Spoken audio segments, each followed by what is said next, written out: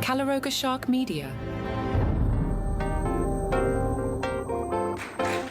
Hey there, I'm Johnny Mac with your daily comedy news and good news. Apparently, Marc Maron and Burt Kreischer have cleared the air. As I understand things, things have gotten funky between those two. I've heard Maron talk about this in the past. Going back in time, it seems Joe Rogan thought Maron was talking about Bert and got into Bert's head about it. Maron explains that he wasn't talking about Bert at all in the first place. I'll let Maron explain it here on the Bertcast. I'm just on my porch, rambling. And sometimes I'm cranky. And I make a comment. I think the comment was that in comedy, we have this cash grab culture where these drunks can do pop-up shows and sell thousands of tickets. And one of Joe's, Lena Riefenstahl's decided to make a movie about it.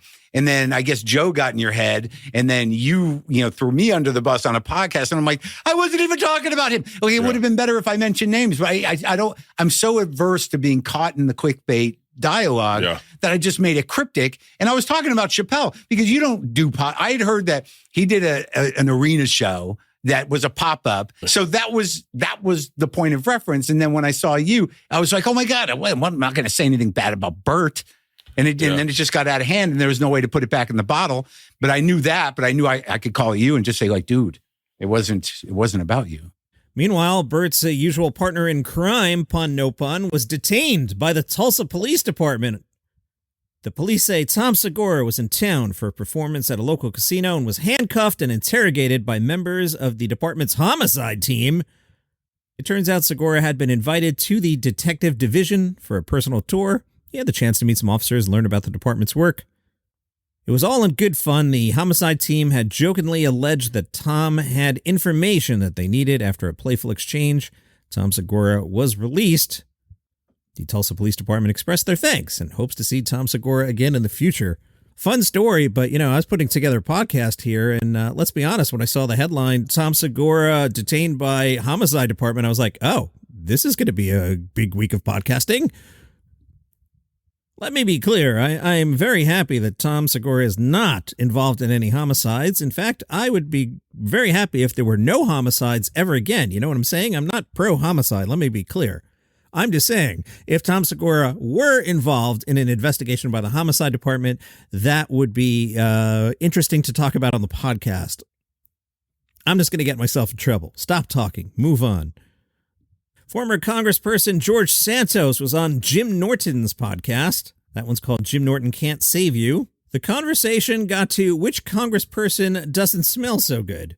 Jim asked the former rep who was rocking some bad breath on Capitol Hill. Santos didn't want to say anything about bad breath, but he did offer up who has the worst body odor. Santos answered, okay, so I can say this with no mental reservation. The worst body odor in Congress is definitely Jerry Nadler. Jerry Nadler is a New York Democrat.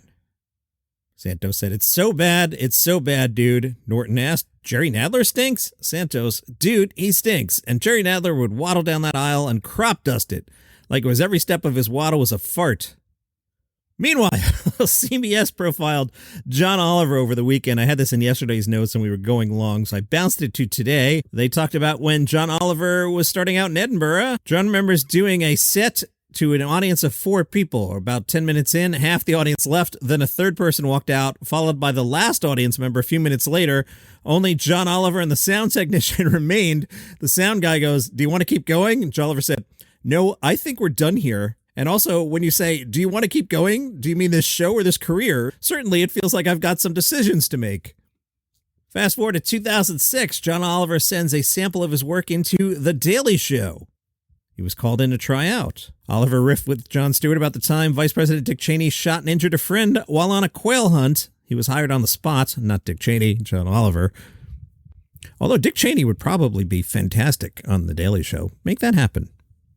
In 2013, Oliver filled in that summer, remember that? And John said, yeah, it was really fun to sit behind the steering wheel and think, oh, how fast does this thing go? Oh, pretty quick, it turns out. That caught the eye of HBO, which gave John Oliver carte blanche to create his own show. John explained of the current show, in general, it's just a rigorously researched comedy show, both because we want it to be right and for self-preservation purposes. We don't want to be sued into oblivion. And the piece explains the research is turned into outlines and then a script, which is tested at a table read. On taping day, there's a rehearsal, some last-minute changes. Then the lawyers sign off. Oliver explains how he makes topics like hospice care, bail reform, and organ donations funny. I know those don't sound funny, but it's because fundamentally they're not, but there are funny things about how entrenched some of those problems are, and sometimes I think comedy is the best, most illuminating way to talk about them. Big controversy involving Hannah Berner. The folks at eatingwell.com got into this controversy. Apparently, Hannah unboxed a controversial sneaker on Instagram. The controversy: are the sneakers actually comfortable? Hannah says, yes, the New Balance sneaker loafers. When I have a work event where heels aren't an option, but I also can't get away with wearing my trusty Hokas, they're the perfect middle ground and a great conversation starter. I highly recommend them. I have Hokas. I like Hokas for running a lot. Eatingwell.com took the controversy seriously. They spoke to Wenjay Sung, who is a board-certified podiatrist. Dr. Sung approves of the pick, saying, I love them because they're sleek and stylish while staying true to New Balance's design DNA.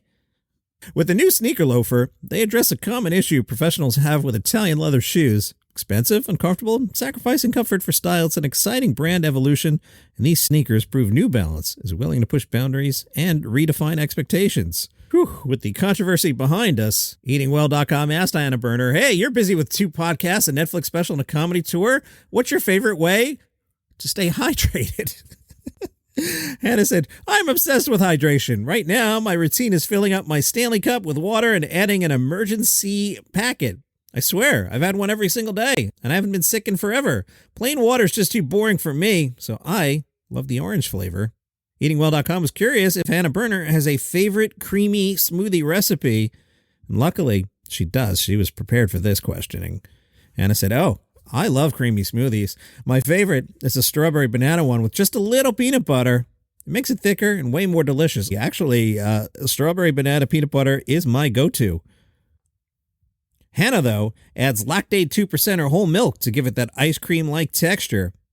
I add almond milk. You could throw in some kale or spinach, but only if there's peanut butter in there to mask it. I do not do that. EatingWell.com, they're not messing around with this interview. They were like, hey, what was your relationship with dairy before you discovered lactate? Whew, Hannah was ready for that one and said, it's always been complicated. I'm half Italian, so obviously all I ate growing up was dairy, and I'm not going to stop now. Learning about lactate products and how I can still enjoy real dairy without the lactose has made my life so much easier. I love that I don't have to cut dairy out of my diet because honestly, life's too short. A press release tells us Don't Tell Comedy, the underground sensation redefining live comedy, is thrilled to announce the launch of its first ever half-hour comedy specials.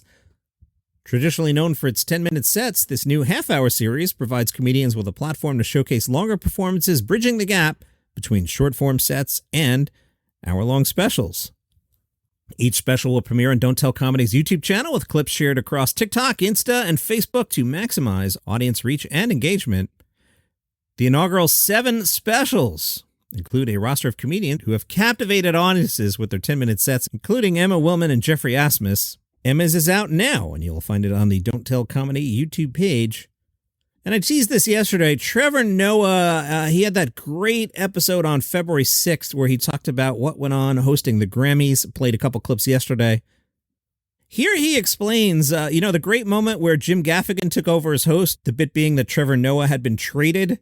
Apparently, nobody had told Jim about it. Yeah, that was happening during the show because I said, is Gaffigan in? Has anyone spoken to Gaffigan? And Kate Dowd, who was with you, she went, not that I'm aware of. I was like, well, somebody might need to go and tell Jim Gaffigan Nobody that we've had written a joke spoken for him. to Jim Gaffigan. And then this is a mess. This is where, literally like you, I made a massive assumption.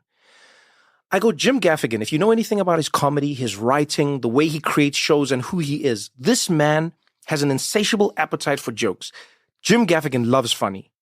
So I made the mistake as a fan of his, not even as like a peer, as a fan of his, I went, there's no way Jim Gaffigan wouldn't love this. And I thought, I'm just going to go up to him right before he has to do it and tell him. I also know that Jim Gaffigan can host shows. I also know that he's fantastic and he's calm under pressure. He's like, Jim Gaffigan is the stone cold killer in that way. You know what I mean?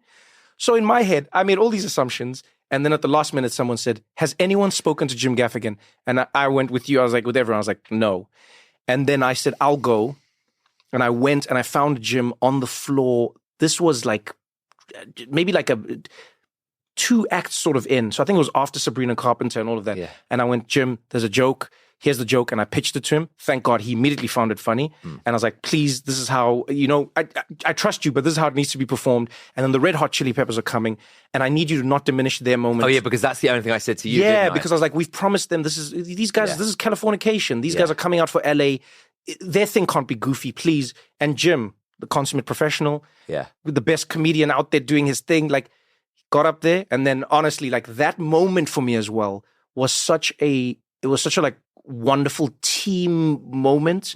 I mean, you heard the room. Easily my favorite joke of the night. And my ears rang when Trevor mentioned Joe Coy. Now, I'm not going to do the bit here, all right? Relax, Scott Beckett. I'm telling you what Trevor Noah said about Joe Coy. I'm not setting up a bit. I already did a bit about Hannah Berner. But I thought this was pretty interesting. This is Trevor Noah's take on the whole infamous Joe Coy thing. You may recall Joe Coy hosted the Golden Globes a year and change ago and was not all that positively reviewed and got stone-faced by Taylor Swift. I'm not going to play the clip. Relax. But here's Trevor Noah on Joe Coy. Like, look at what happened with Joe Coy. I remember like everyone like laughing, oh, Joe Coy is terrible. Then people said to me, they were like, aha, Trevor, Joe Coy, that was terrible, right? I was like, I take no joy in that. There's literally no part of me that was like, haha, yeah, Joe Coy. No, I was going as a fellow comedian, yo, my man, I'm not happy and I know what that's like as a feeling. Any performer who's had it, especially a stand-up comedian, I'll never look at them and be like, oh, yeah, you idiot. No. And that is your comedy news for today. If you enjoy the program, tell a friend about it. They might like it too. One way to support the show is go to buymeacoffee.com/dailycomedynews. You can throw $5 in the tip jar. I'll buy a nice coffee, give you a shout out on the show. Much appreciated. See you tomorrow.